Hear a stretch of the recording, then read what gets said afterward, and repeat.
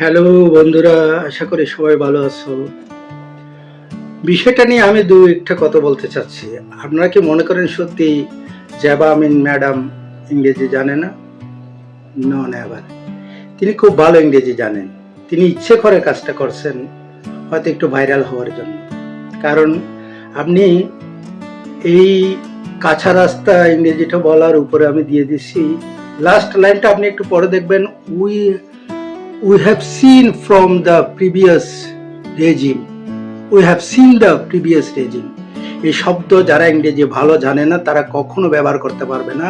এখানে সিন শব্দটা I have seen, কাজটা শেষ হয়ে গেছে। হ্যাভ সিন, এই গ্রামাটিক্যাল মেনটেন করে কথা বলাটা যারা ইংরেজি জানে না তাদের দ্বারা সম্ভব না। তিনি অনেক হাই লেভেলের ইংরেজি জানেন, হয়তো তেমন বলতে পারে না, বুঝে। উনি ইংরেজিতে হয়তো অনেক সাহিত্য পড়ে, এই করে সে করে।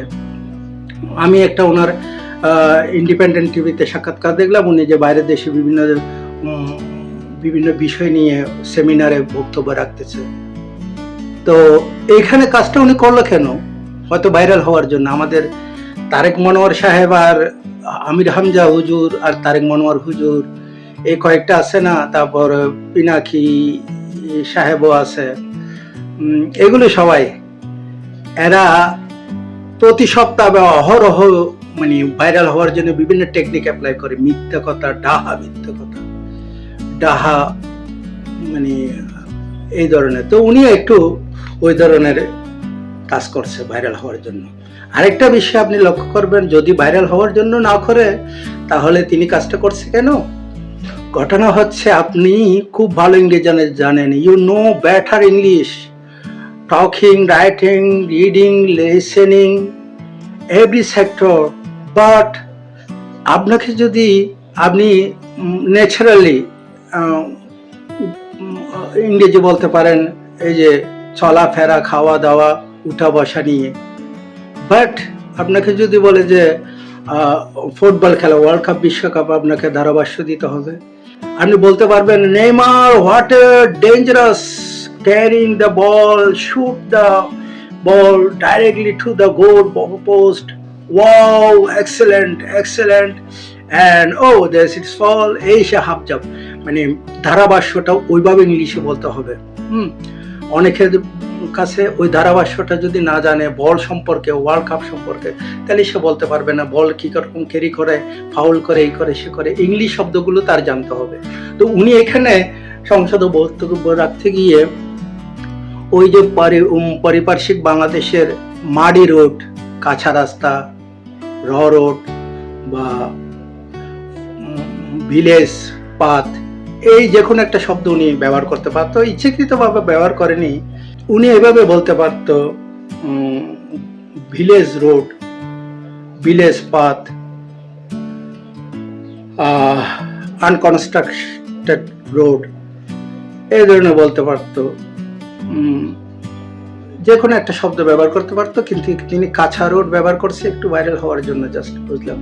যাক, বিষয়টা নিয়ে যারা ট্রল করতেছে তারা আসলে ভুল। তবু জাস্ট যখন উনি ওই ধরনের একটা ঘটনা ঘটাইছে, তা তো সবাই ট্রল করবেই। আশা করি সবাই ভালো থাকবেন। আমার কথাটা আপনারা মিলিয়ে নেবেন। জাবা আমিন ম্যাডাম এই 2-1 মাসের মধ্যে আপনাদেরকে দেখিয়ে দেবে ইংরেজি কিভাবে কথা বলতে হয়। তা হুট করে ভাববেন না কেউ কিছু জানে না। ধরো আমি যেমন আমি কোনো বাঙালিদের সাথে ইংরেজিতে কথা বলতে পারি না, কারণ বাঙালি দেখলে আমার বাংলা ভাষায় কথা বলতে ইচ্ছে করে, কারণ তার সাথে ইংরেজি বলবো কেন?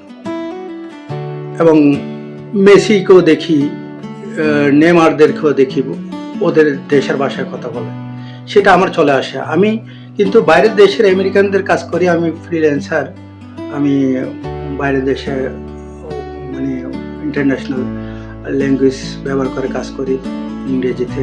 তো আমাকে যদি ওই ধারাভাষ্য দিতে বলে ফুটবল খেলার, কিংবা নিউটনের বিজ্ঞান সম্পর্কে কথা বলতে বলে, আমি পারবো না।